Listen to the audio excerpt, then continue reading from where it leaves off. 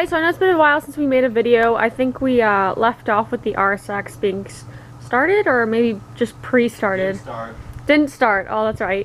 It's been a bit of a cliffhanger for you guys, but we're just going to focus on the Aristo today because there's a lot going on with it. So that is the transmission. It is not the original transmission. It's a 350Z transmission because Kyle has decided to do a manual swap.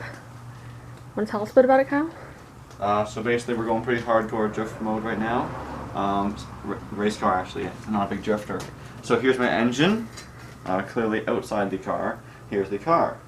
So what I've decided to do is take out the stock 4-speed auto. Oh, a lot of pointing here. Yeah. And we're replacing with the 6-speed from a 350.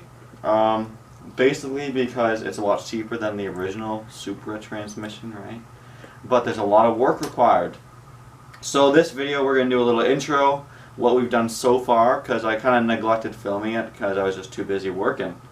And so basically we took out the engine. Pretty simple process. Like, just disconnect everything, disconnect the drive shaft. I thought it'd be a pretty boring video anyway, so we decided not to show that. But, as you can see in the engine bay, come look. There is a few things we will still have to do that I will take on video for you guys. So basically, hope you guys like this, but I'm going for a full wire tuck, repainted engine bay, everything hidden but the engine and the turbo basically. So like I'm getting rid of these here, which if you don't know, this is my ABS pump, which basically takes your brake lines from the master and basically just polishes your brakes so they don't lock up. And it actually goes through the traction control. This is your track. I'll probably get this wrong, but this is some kind of module, and the pump's actually over there right beside the master.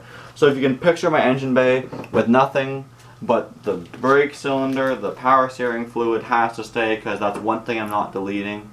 Because if you've ever driven a car without power steering, it's pretty darn sucky.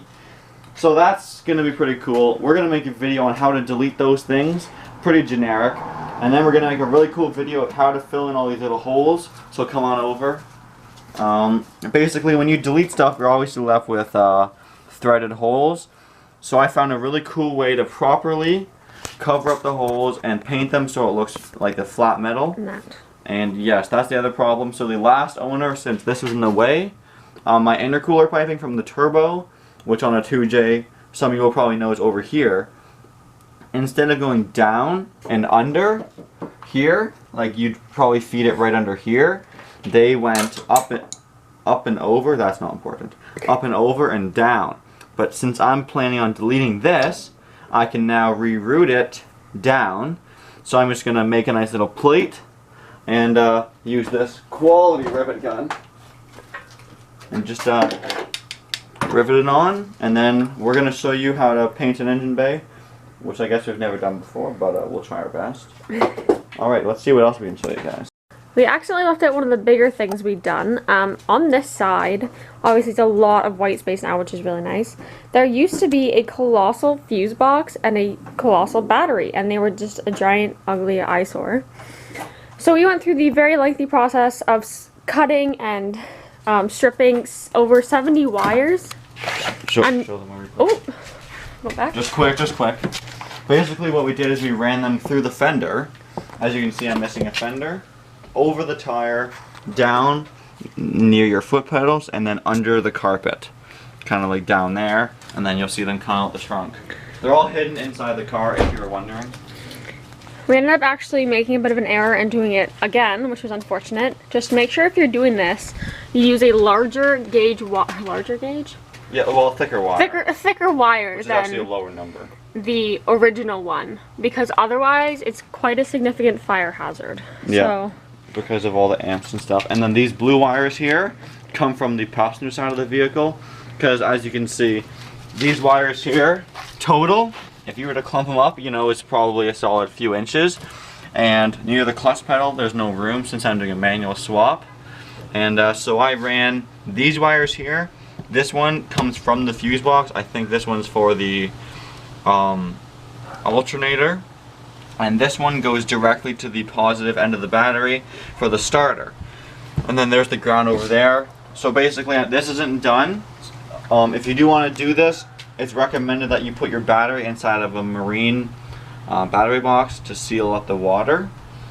So basically I'm probably going to put them up there because over here the seal is not so good, and so it actually does leak in here a little bit, so that's a terrible spot to put it. It's just there for now. Ideally though, you could put it on the passenger side in that little hole, because it would off counterweight the driver's balance, or weight, I guess, for better handling. That didn't make sense. you know what I meant. So Kyle's just gonna go over quickly what kind of parts we have sitting here. It's quite a lot to go over. So if you are looking to do this yourself, it will be a couple $1,000s. But if you're in the States, a lot less, because I got charged almost 4 figures for just brokerage and shipping alone. But basically what we got here, we'll start with the biggest items. This is obviously a CD 009 6-speed manual transmission out of a Nissan 350Z 2005. And basically it's obviously not a direct bolt-on. So I bought a kit from Collins Adapters. I'm not going to give a review on it yet because we haven't even started working with it. But this is the start of it. This is the adapter plate.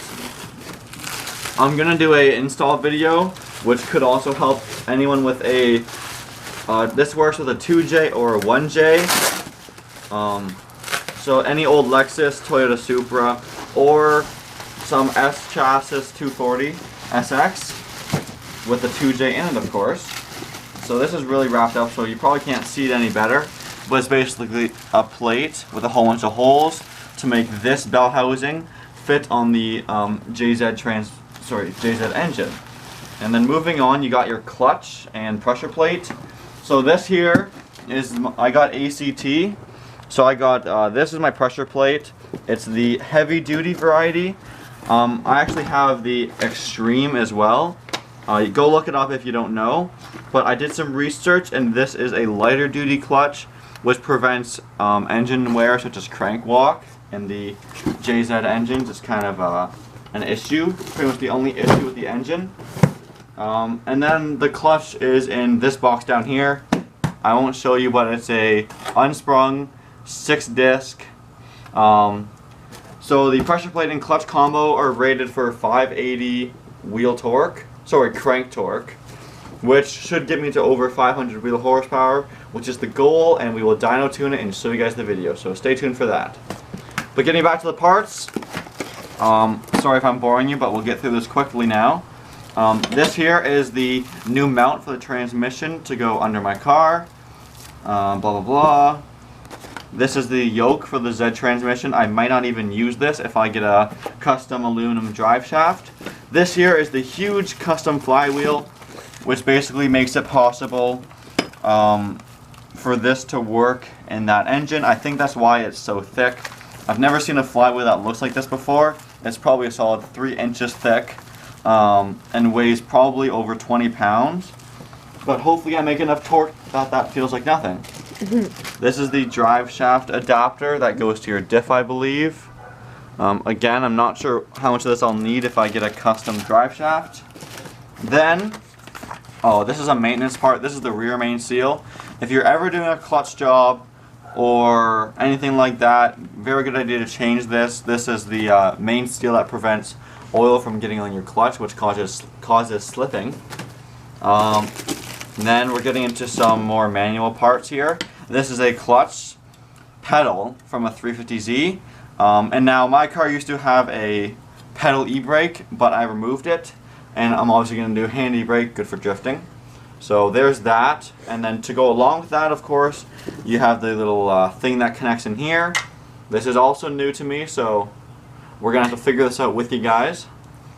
And then a few lines, the little slave pump, and obviously it's all custom, so I have to do some custom hard or soft lines, not sure yet.